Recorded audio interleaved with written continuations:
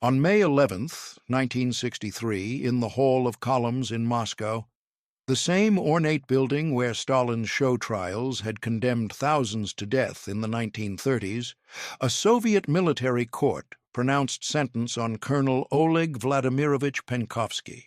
The charge was treason and espionage against the Soviet state. The sentence was death by firing squad. Official Soviet records state that Penkovsky was executed 5 days later, on May 16, 1963. At Lubyanka Prison in central Moscow. He was 44 years old. For 16 months before his arrest in October 1962, he had been providing classified Soviet military secrets to British and American intelligence services while maintaining his position as a trusted officer in the GRU, the main intelligence directorate of the Soviet General Staff.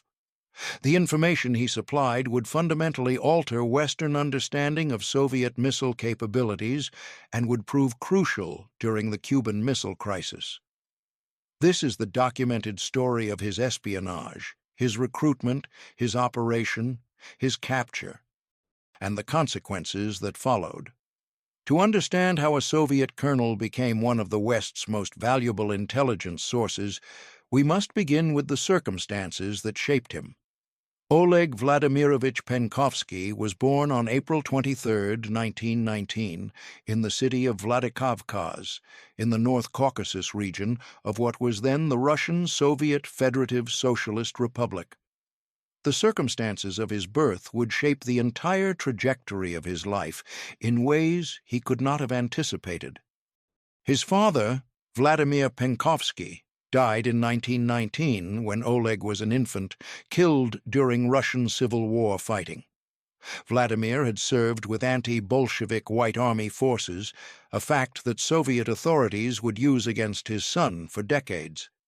This political stigma, being the child of a White Army officer, would follow Penkovsky throughout his military and intelligence career, creating both deep resentment toward the Soviet system and persistent vulnerability regarding his political reliability.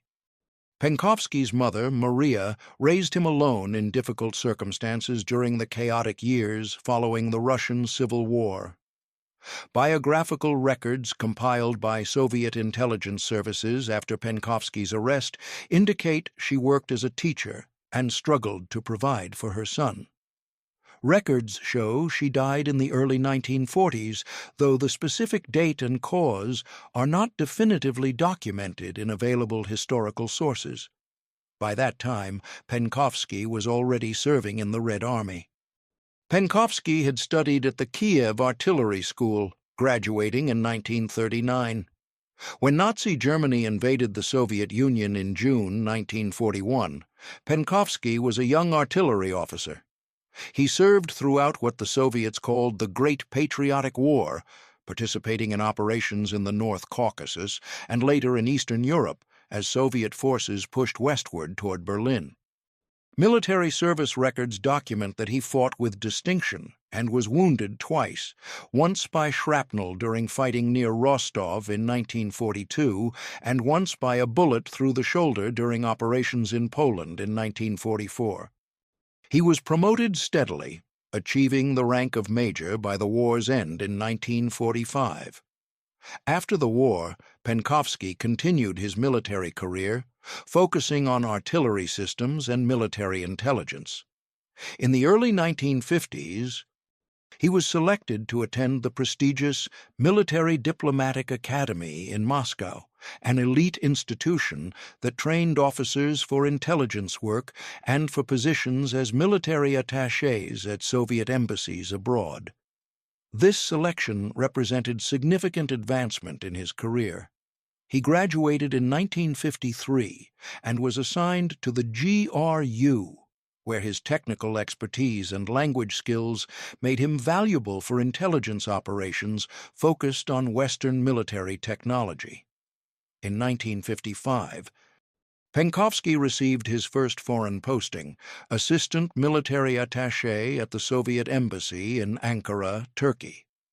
This assignment represented exactly the kind of prestigious position that ambitious Soviet officers sought. It meant living abroad, exposure to Western culture and technology, opportunities for professional advancement, and escape from the stifling atmosphere of Moscow. For Penkovsky, who had spent his entire life trying to overcome the political liability of his father's White Army service, the Turkey posting seemed to validate years of effort and loyalty. The assignment lasted only 1 year. In 1956, Penkovsky was abruptly recalled to Moscow. Personnel records examined by Western intelligence analysts after Penkovsky's arrest show that the recall resulted directly from a security review that had flagged his father's background. Despite Penkovsky's own military service, his wartime record, his education, and his demonstrated capabilities, the fact that his father had fought against the Bolsheviks remained an insurmountable political obstacle. He was informed that he would not be permitted to serve in foreign postings. Instead, he would be assigned to positions within the Soviet Union. This rejection, being denied further foreign postings because of his father's White Army service, marked a critical turning point in Penkovsky's relationship with the Soviet system.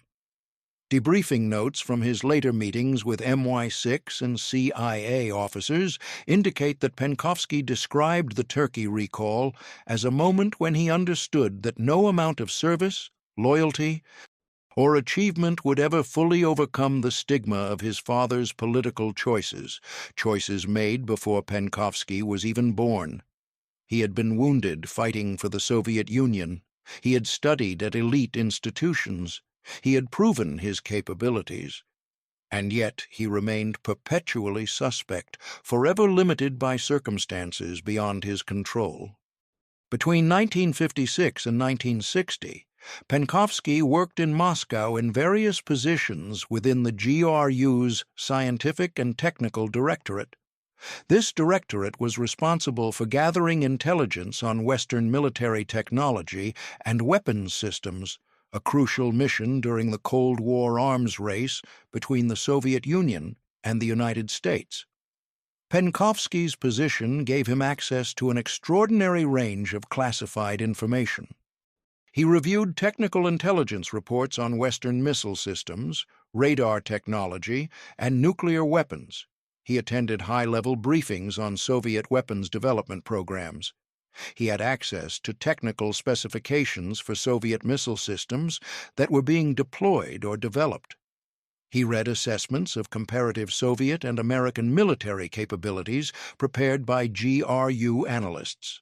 This access would make him extraordinarily valuable to Western intelligence services. Before we continue with how Penkovsky made contact with Western intelligence and began one of the most significant espionage operations of the Cold War, make sure you're subscribed to this channel and turn on notifications. We bring you these deeply researched, documented stories of Cold War espionage every week. The real operations, the human cost, and the moral complexities that defined this era. Now, let's talk about how a Soviet colonel decided to betray his country. Penkovsky's first attempt to contact Western intelligence occurred in August 1960. Declassified CIA files document that he approached 2 American tourists in Moscow and attempted to pass them a letter addressed to the United States government. The letter, written in Russian, explained that he was a Soviet military intelligence officer who wished to provide classified information to the United States. The 2 Americans, confused and frightened by this approach from a stranger, reported the incident to Soviet authorities rather than to the American embassy. The letter never reached its intended recipients. It was a clumsy, dangerous attempt that could easily have resulted in Penkovsky's immediate arrest. That it did not suggests either extraordinary luck or insufficient KGB surveillance at that particular moment. Penkovsky tried again several more times over the following months. He approached Western tourists and businessmen visiting Moscow, attempting to pass them letters or to arrange meetings. These attempts were consistently unsuccessful and increasingly risky. Each time he approached a foreigner, he risked detection by KGB surveillance teams that routinely monitored foreign visitors in Moscow and Soviet citizens who had contact with them. In early 1961, an opportunity finally materialized. A British businessman named Greville Wynne was planning a trip to Moscow as part of a trade delegation. Wynne, who was 42 years old, operated a legitimate import-export business that facilitated trade between Britain and the Soviet Union. He also had connections to MI5 and had previously performed occasional services for British intelligence, primarily acting as a courier or facilitator. Through a series of contacts whose exact details remain classified, Penkovsky learned that Wynne would be visiting Moscow and that Wynne had intelligence connections. Penkovsky made contact with Wynne during the businessman's visit to Moscow in April 1961. The initial contact was cautious: a brief conversation at a reception, an exchange of business cards, a suggestion of future meetings to discuss potential trade opportunities. To any observer, including KGB surveillance teams, it would have appeared entirely innocent. A Soviet trade official establishing contact with a British businessman. What happened next would prove to be one of the most productive intelligence operations of the Cold War. Through Wynne, Penkovsky was put in contact with MI6 officers.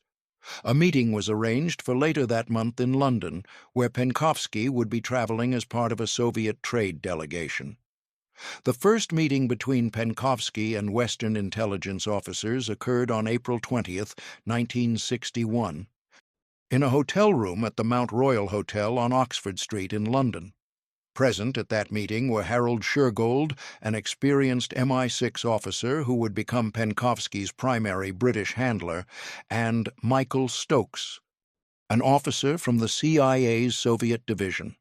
The meeting had been carefully arranged to avoid detection. Penkovsky had been selected as part of the Soviet trade delegation precisely because his technical expertise made him valuable for discussions about industrial equipment and scientific exchanges. His presence in London was entirely legitimate from the Soviet perspective. Declassified MI6 debriefing notes from that meeting show that Penkovsky arrived at the hotel room at approximately 2:00 p.m., appearing nervous but determined. The meeting lasted approximately 4 hours. Penkovsky spoke at length about his background, his position in the GRU, and his access to classified information. He explained his resentment over the Turkey recall, expressed concern about Nikita Khrushchev's leadership, and stated his conviction that the Soviet system was fundamentally corrupt and oppressive. He believed that providing accurate information about Soviet military capabilities to the West would serve the cause of peace by reducing the risk of miscalculation. More importantly, Penkovsky provided tangible proof of his access and his willingness to cooperate. He had brought with him to London a package containing exposed film from a Minox camera, a small, high-quality camera designed for covert photography. The film contained photographs of approximately 1,200 pages of classified Soviet documents. These were not low-level materials. They were technical specifications, deployment plans, and operational manuals for Soviet missile systems, including the SS-4 Sandal medium-range ballistic missile.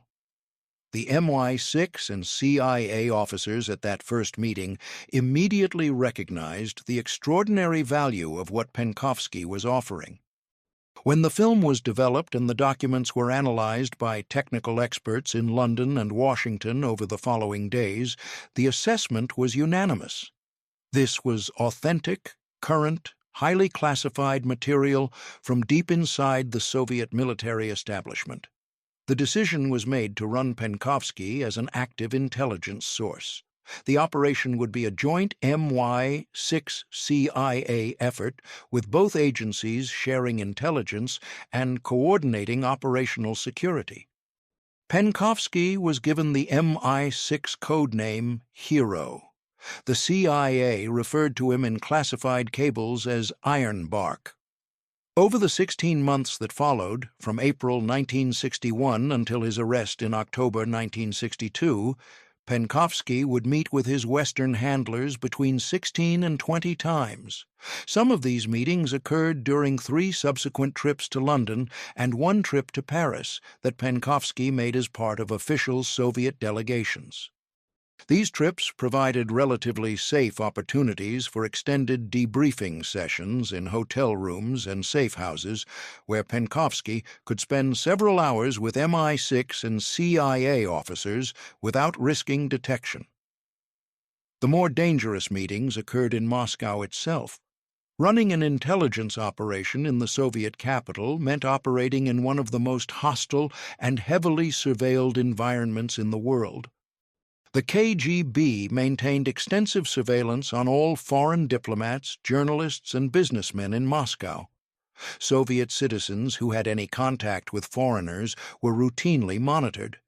The risks of detection were enormous. Despite these dangers, meetings between Penkovsky and Western intelligence officers did occur in Moscow. Operational details declassified in the 1990s reveal that these meetings used sophisticated tradecraft designed to evade KGB surveillance.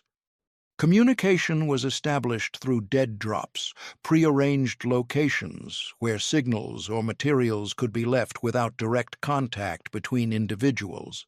For example, a chalk mark of a specific configuration on a particular lamppost or wall would signal that a meeting was scheduled for that evening. Different marks at different locations conveyed different messages: meeting confirmed, meeting postponed, danger, emergency. For actual meetings in Moscow, Penkovsky would sometimes meet with Harold Shergold or other MI6 officers who were working under diplomatic cover at the British Embassy.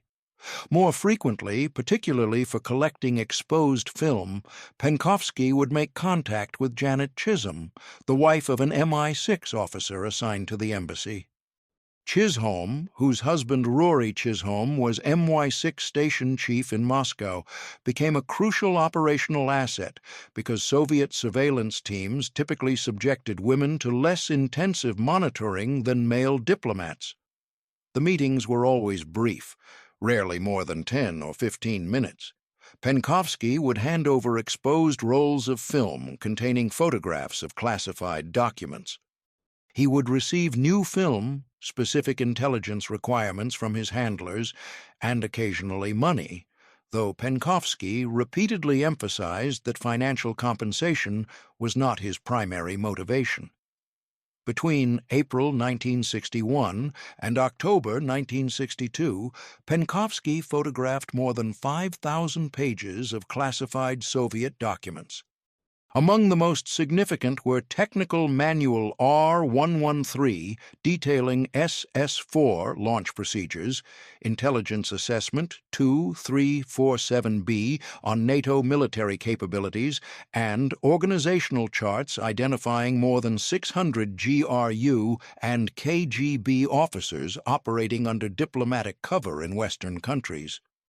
The material he provided also included technical specifications for Soviet missile systems, details of Soviet nuclear weapons capabilities and deployment plans, Soviet military doctrine documents explaining strategic planning and operational concepts, GRU intelligence assessments of Western military capabilities that revealed what Soviet intelligence knew and what gaps they were attempting to fill, and information about Soviet espionage operations targeting the West. The intelligence Penkovsky provided fundamentally altered Western understanding of Soviet military capabilities. Prior to Penkovsky, American intelligence estimates had significantly overestimated Soviet missile strength. Throughout the late 1950s and early 1960s, there had been serious concern in the United States about a so-called missile gap, the fear that the Soviet Union had achieved quantitative and perhaps qualitative superiority in intercontinental ballistic missiles. This concern had been a major issue in the 1960 presidential campaign, with John F. Kennedy arguing that the Eisenhower administration had allowed American strategic forces to fall dangerously behind Soviet capabilities. Technical documents Penkovsky provided revealed that the missile gap was largely fictional. The Soviet Union's ICBM force in the early 1960s was far smaller than American estimates had suggested. Instead of the hundreds of operational missiles that some analysts feared, the Soviets had only several dozen. Moreover, the technical specifications revealed significant limitations in Soviet missile technology, limitations in accuracy, reliability, and operational readiness that made the Soviet missile force less threatening than had been believed. This information was strategically valuable, but it became critically important in October 1962 when American U-2 reconnaissance aircraft photographed Soviet missile installations under construction in Cuba. On October 16, 1962, CIA photo interpreters analyzing U-2 imagery from Cuba identified Soviet missile equipment near San Cristobal. The photographs showed launchers, support vehicles, and other equipment consistent with medium-range ballistic missile systems. Within hours of the photographs being analyzed, technical experts were able to definitively identify the missiles as SS-4 Sandal systems. They could make this identification with confidence because they had the technical specifications, deployment procedures, and equipment descriptions that Penkovsky had photographed and provided months earlier. The SS-4 was a medium-range ballistic missile with a range of approximately 1,200 miles. Deployed in Cuba, SS-4 missiles would be capable of striking targets throughout the southeastern United States, including cities like Miami, Atlanta, and New Orleans. Additional reconnaissance flights identified what appeared to be SS-5 Skeen intermediate-range missiles with a range of approximately 2,200 miles, capable of reaching targets as far north as Washington, D.C., and as far west as Dallas. The technical intelligence Penkovsky had provided about these missile systems gave President Kennedy and his advisers crucial information as they deliberated how to respond to the Soviet deployment. They knew from Penkovsky's documents that these missiles required several hours of preparation before they could be launched. They were not instant launch systems suitable for a surprise first strike. They knew the missile's technical limitations and vulnerabilities. They understood the support equipment and infrastructure required for the missiles to be operational. They knew that the systems under construction in Cuba, based on the U-2 photographs, were not yet operational and would require additional time before they posed an immediate threat. This detailed understanding of Soviet missile capabilities informed American decision-making throughout the 13 days of the Cuban Missile Crisis. It contributed to President Kennedy's confidence that there was time to pursue diplomatic solutions through a naval blockade rather than requiring an immediate military strike on the missile sites. Declassified National Security Council meeting transcripts show that technical assessments based on Penkovsky's intelligence were presented to the President and his advisers multiple times during the crisis. Some historians have argued that the accurate intelligence Penkovsky provided helped prevent nuclear war by giving American leaders information that reduced uncertainty and allowed for more carefully calibrated responses. But even as Penkovsky's intelligence was proving invaluable in Washington and London, the operation in Moscow was beginning to unravel. The KGB had not been entirely ignorant of Penkovsky's activities. His clumsy attempts to contact Western intelligence in 1960 had generated some attention, though they had not at the time resulted in serious investigation. What finally triggered intensive KGB scrutiny was a surveillance operation focused not on Penkovsky himself, but on foreigners in Moscow who were suspected of intelligence activities. In September 1962, KGB surveillance teams conducting routine monitoring of British embassy personnel and their family members had been following Janet Chisholm during her daily activities in Moscow.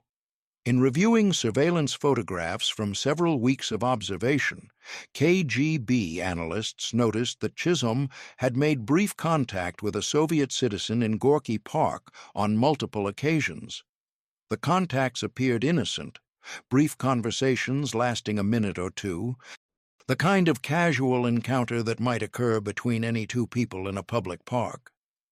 But the frequency of these contacts, always at similar times of day, always in relatively secluded areas of the park, despite it being a public space, suggested a pattern consistent with intelligence tradecraft. The Soviet citizen who had been meeting with Chisholm was identified through additional surveillance as Oleg Vladimirovich Penkovsky, a colonel in the GRU. The surveillance of Penkovsky intensified immediately. By early October 1962, KGB technical teams had installed listening devices in his apartment, in his office at GRU headquarters, and in his personal vehicle. His telephone was tapped. His mail was opened and photographed. Teams of KGB surveillance officers followed him whenever he left his apartment or office, documenting every movement, every meeting, every contact with other individuals. On October 10, 1962, KGB surveillance teams observed and photographed Penkovsky meeting with Greville Wynne, the British businessman who had served as the initial contact point between Penkovsky and MI5. Wynne was in Moscow on what was ostensibly a business trip. The meeting between Penkovsky and Wynne occurred in a restaurant. Although the two men appeared to be discussing legitimate business matters, surveillance photographs captured Wynne passing something to Penkovsky under the table. Later analysis of the photographs suggested the item was likely a small package, possibly exposed film that Penkovsky was delivering to Wynne. By mid-October, the KGB had accumulated sufficient evidence to proceed with arrests. On October 22, 1962, the same day that President Kennedy announced on American television the discovery of Soviet missiles in Cuba and declared a naval quarantine of the island, KGB officers arrested Oleg Penkovsky at his apartment in Moscow. Arrest reports state that 6 officers arrived at approximately 6:15 in the morning. Penkovsky answered the door. When informed that he was under arrest for espionage and treason against the Soviet state, he offered no resistance. His first words, the arrest report notes, were a request to speak with a lawyer. Later that same day, Greville Wynne was arrested at his hotel in Moscow. He was charged with espionage and with serving as an intermediary between Soviet traitors and British intelligence services.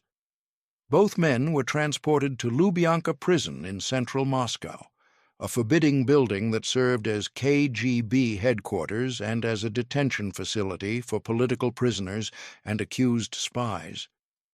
The interrogation of Penkovsky began within hours of his arrest and continued for approximately 6 weeks.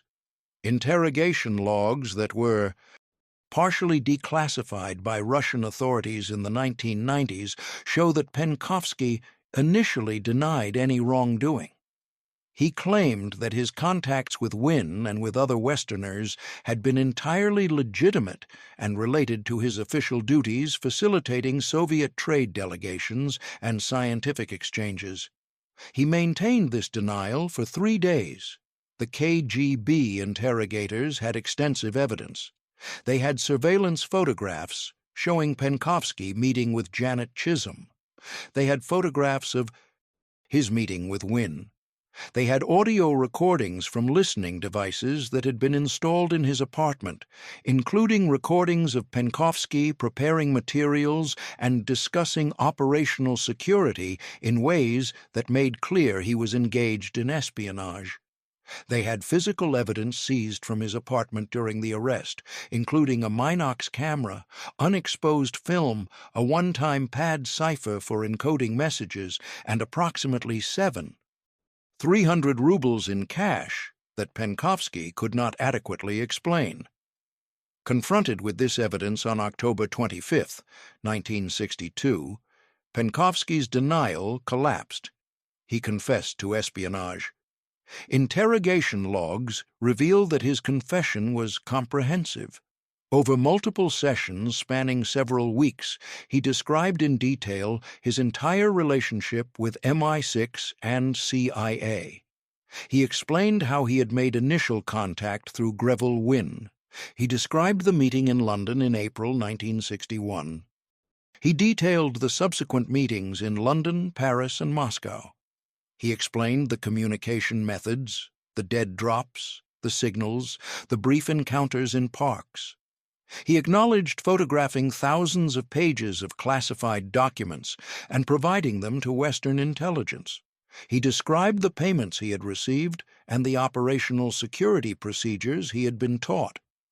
When asked to explain his motivations for betraying the Soviet Union, Penkovsky spoke about his resentment over the Turkey recall. He expressed anger about a system that punished him for circumstances beyond his control. He characterized his espionage as serving the cause of peace by providing accurate information that would reduce the risk of war through miscalculation. He denied being motivated primarily by money. The KGB interrogators were not sympathetic to these explanations.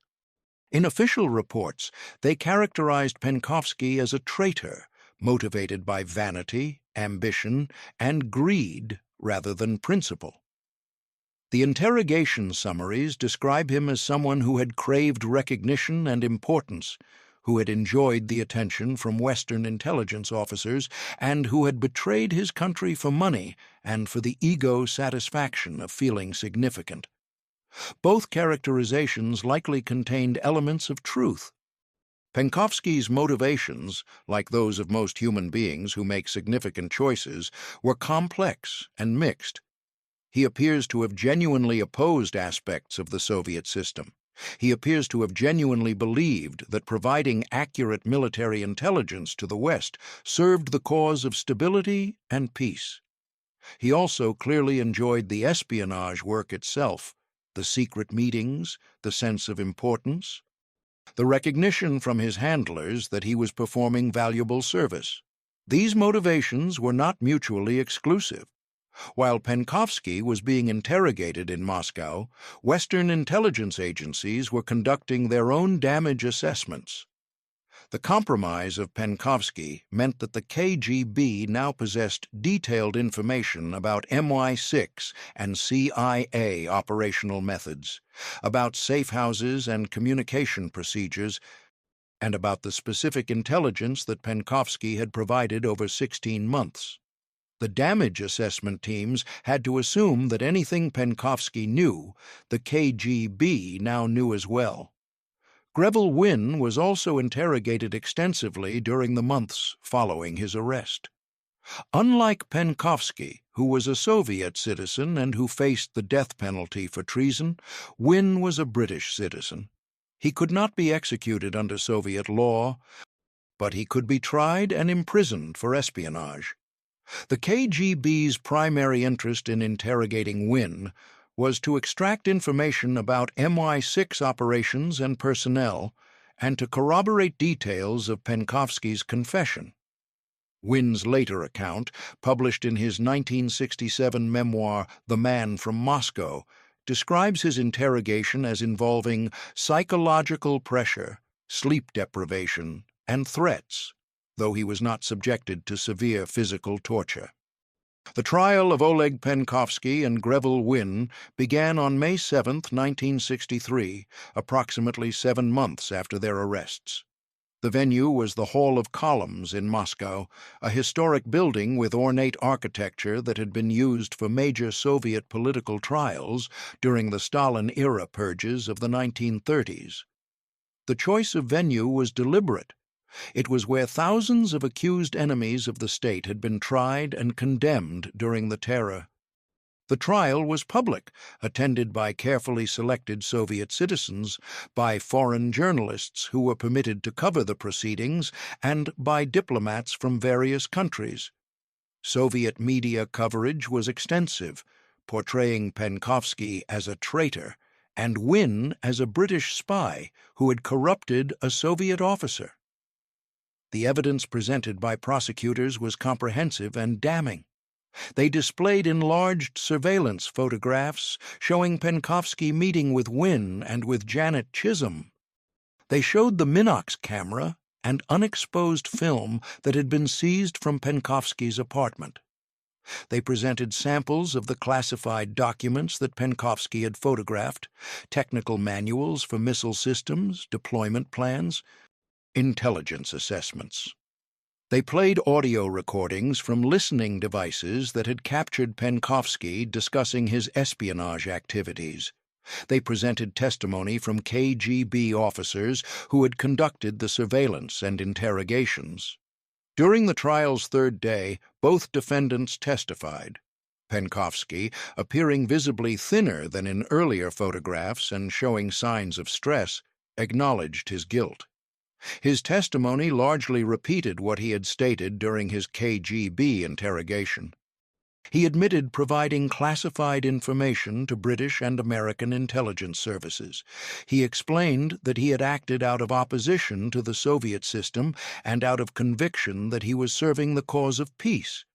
He did not, however, provide information that would compromise other Western intelligence operations beyond what the KGB already knew from his initial confession.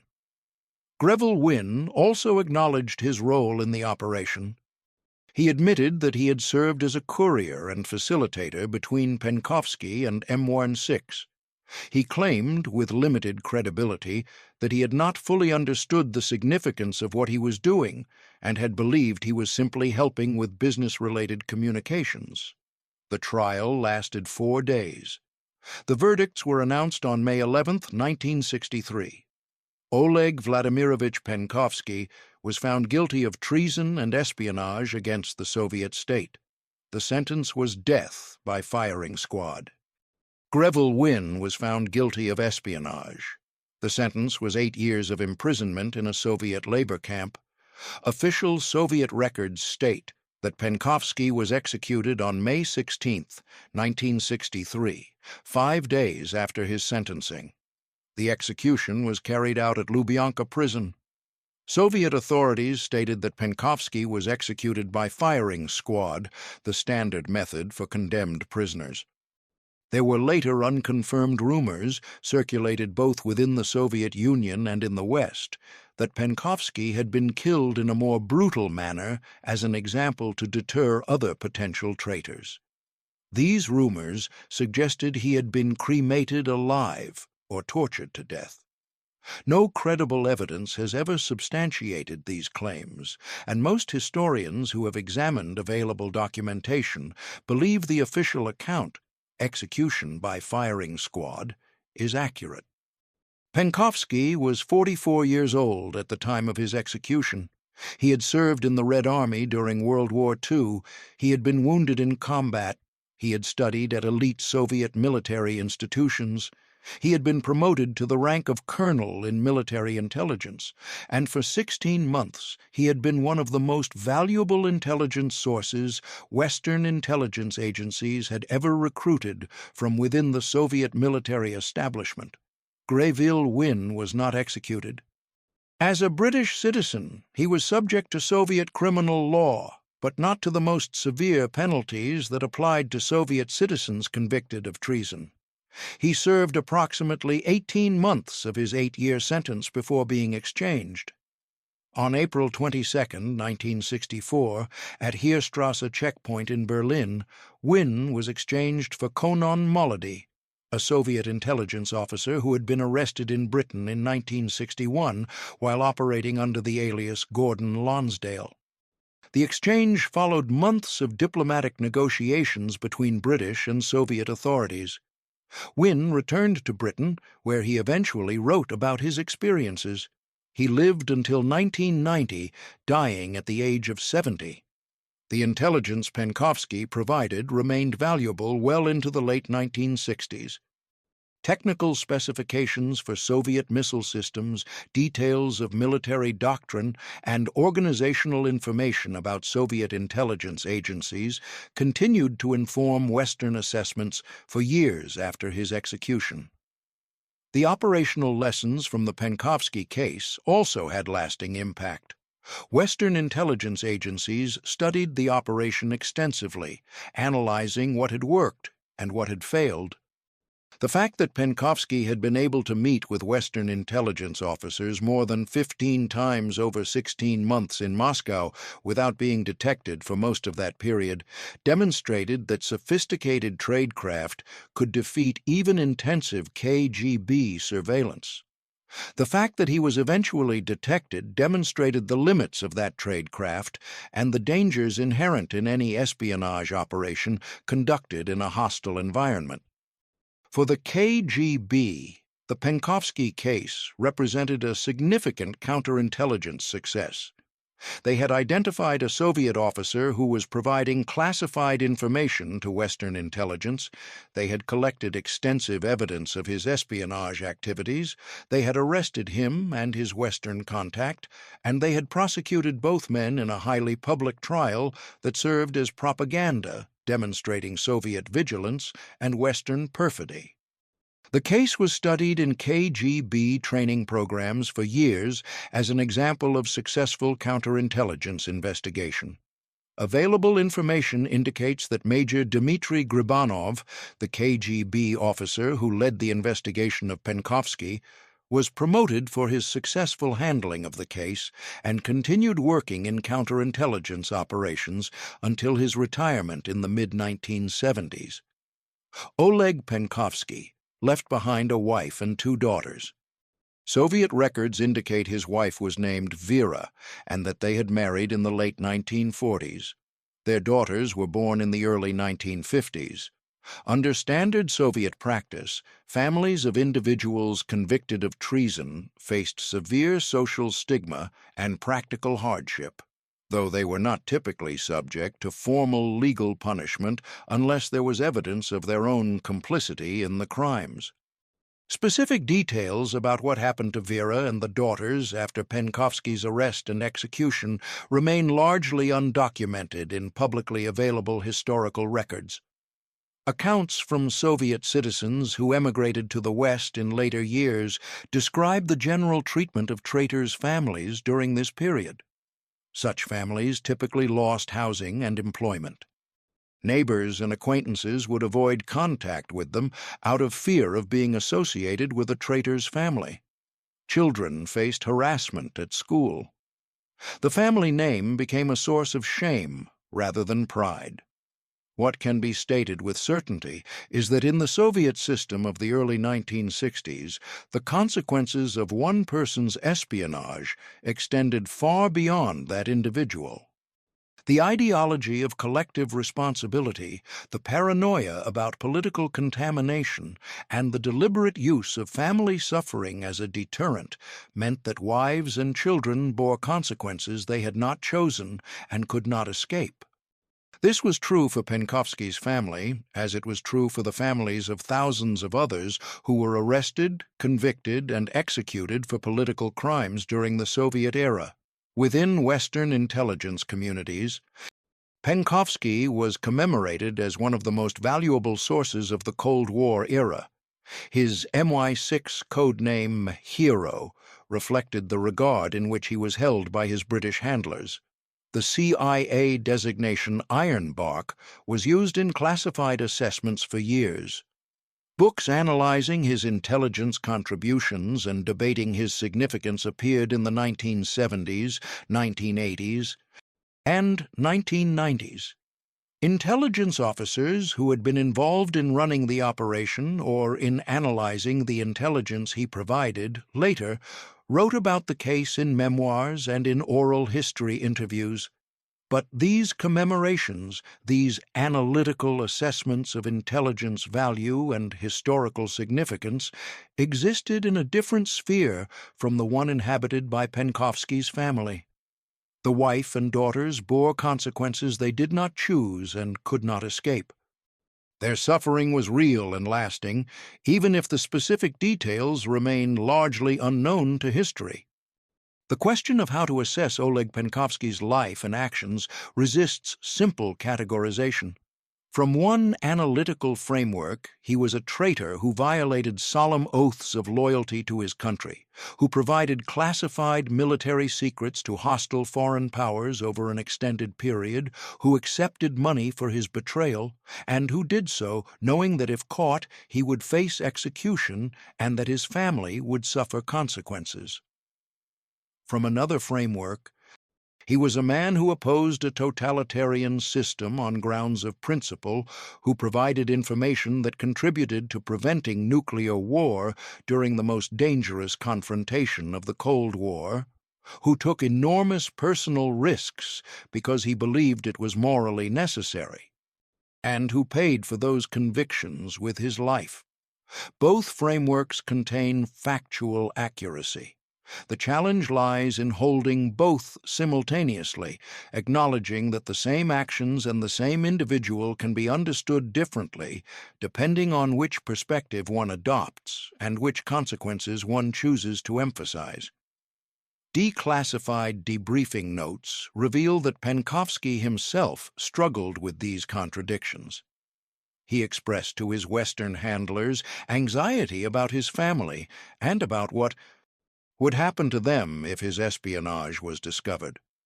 He asked repeatedly for assurances that his wife and daughters would be protected. MI6 officers apparently provided some reassurances, though these turned out to be largely empty promises.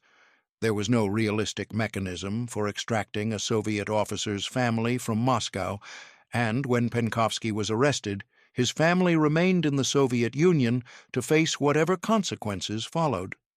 Debriefing session notes also indicate that Penkovsky expressed moral uncertainty about his actions. He stated his conviction that the Soviet system was dangerous and that providing accurate information to the West served peace and stability. He also acknowledged that he was betraying colleagues who trusted him, that he was violating oaths he had sworn, and that he was placing his family at risk.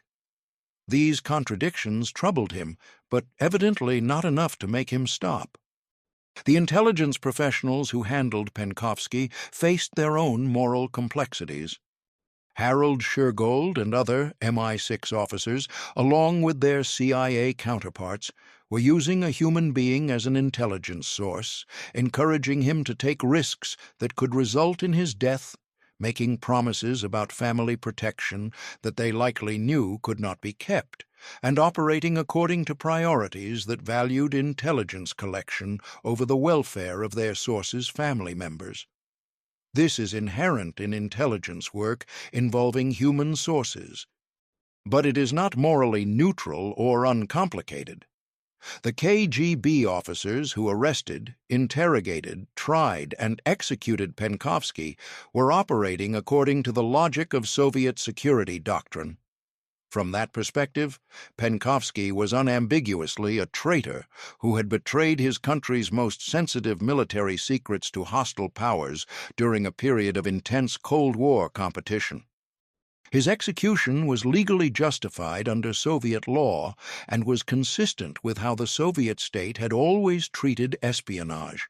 The KGB officers involved were protecting their country's security, identifying and neutralizing a genuine threat to Soviet military secrecy. The technical information Penkovsky provided about Soviet missile systems became largely obsolete within a decade as weapons technology advanced and as both the Soviet Union and the United States developed new missile generations. Whether his espionage actually affected specific military outcomes or strategic decisions beyond the Cuban Missile Crisis is difficult to determine with precision. Intelligence operations involve the accumulation of many small pieces of information that are assembled by analysts into larger assessments. It is possible that information from Penkovsky influenced Soviet military planning in ways that cannot be directly traced. It is also possible that much of what he provided was received, analyzed, and filed without dramatic immediate impact. What is not speculative is the human cost. A man who had fought in World War II, who had been wounded defending his country, who had studied and worked to advance his military career, made choices that led to his execution at age 44. A wife and children faced consequences that lasted far beyond his death. Intelligence officers on both sides, Western handlers and Soviet investigators, operated according to the logic of their respective systems, pursuing objectives they believed justified the methods they employed and the costs they imposed on others. Penkovsky was 42 years old when he first made contact with British intelligence in April 1961. He was 44 when he was executed at Lubyanka Prison in May 1963. In the 16 months between those 2 points, he provided intelligence that Western analysts considered among the most valuable of the Cold War. He also left behind a wife and daughters whose lives were fundamentally altered by consequences they could not have anticipated and did not choose. Both the strategic value of his intelligence and the human cost of his espionage are part of the historical record. The tension between those two realities, between the intelligence success and the personal tragedy, between the contribution to strategic stability and the destruction of a family, remains unresolved because it is fundamentally unresolvable. This is the essential nature of espionage conducted by human beings in a divided world. Someone always pays a price, and often it is not the people who decided that the price was worth paying,